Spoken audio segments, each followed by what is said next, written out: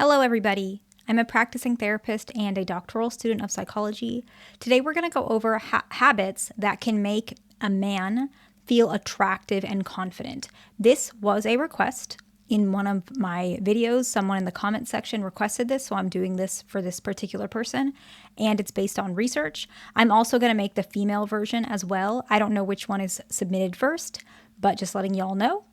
This video will also talk about some of the ways that can help you lift that depressive episode if you are feeling a little bit low in your self-esteem. These things can actually help as well. So that's kind of the aim for this video. And the very first one is research that I think a lot of people are aware of, but I still wanted to touch on that. This one particularly that I'm looking at was done in 2009, and it's actually wearing fragrance. It helps both sides, okay?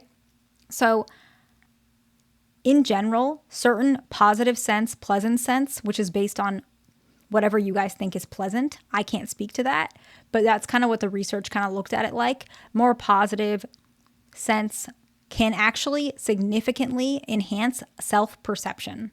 So your own self-perception as well as non-verbal behavior, which actually translates into higher attractiveness, especially in dynamic contexts. And so what does that actually mean? So this one was actually, I think it was a double-blind study, actually. And basically what that research found, which I think is really interesting, is that men who use some sort of fragranted spray actually reported themselves elevated feelings of self-confidence, and their opposite counterpart, so in this particular case we're talking about females, actually rated the male's non-verbal behavior in the actual clips of this study as more attractive despite no other changes, which I think is very interesting because it works both ways, because it can lift you self-esteem wise, make you feel more attractive and confident. But on the opposite side, it also makes your potential mate or partner also perceive you as more attractive. So I found that very interesting. I thought you guys would as well, including the person who requested this video.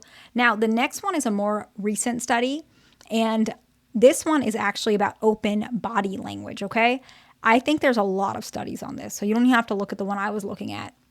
Not all, I guess, positions of posture necessarily have to be so specific, but it's typically just about nonverbal communication engaging as, I would say, like relaxed body language, right? And it's consistent. So it's relaxed. It's not necessarily confrontational. A lot of people might describe it as like not having your arms crossed over your chest, or having a more sturdy, upright posture, right?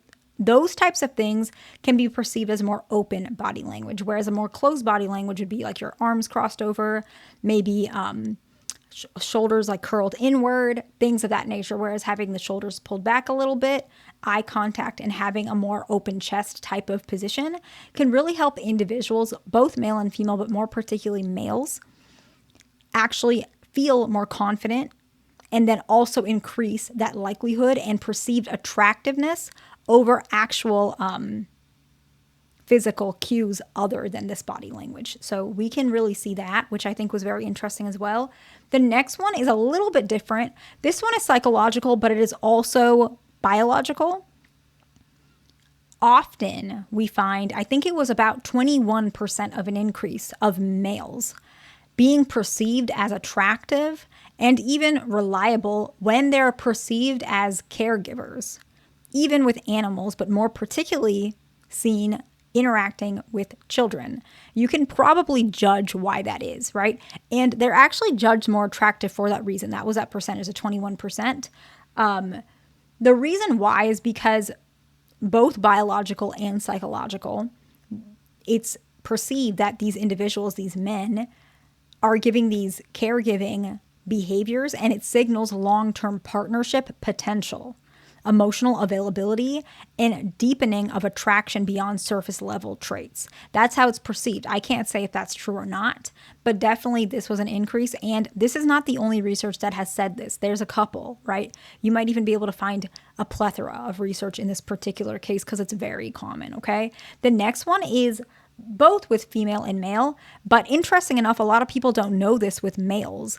And we saw research where smiling actually boosts attractiveness, but typically in long-term contexts for this particular research, smiling actually significantly increases attractiveness. So attractiveness from their opposite sex counterpart, where they actually rate the male's faces when they're smiling as more attractive in comparison to the neutral expression. This I found was very interesting because a lot of people might perceive this as more safe as well as attractiveness. And that's actually the next point I'm going to touch on, because while we're still in the smiling category, another research also showed that smiling faces for males indicate trustworthiness and more maturity, which indicated the more higher potential of long-term relationships, which can be very pleasing to maybe the other person, whoever they're trying to connect with, okay?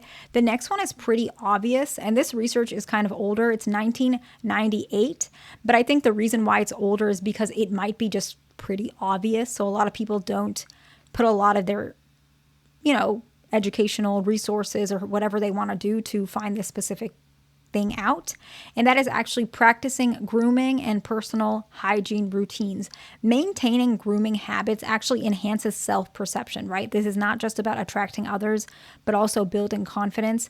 It enhances that self-perception and social confidence, which tends to positively affect perceived attractiveness, right?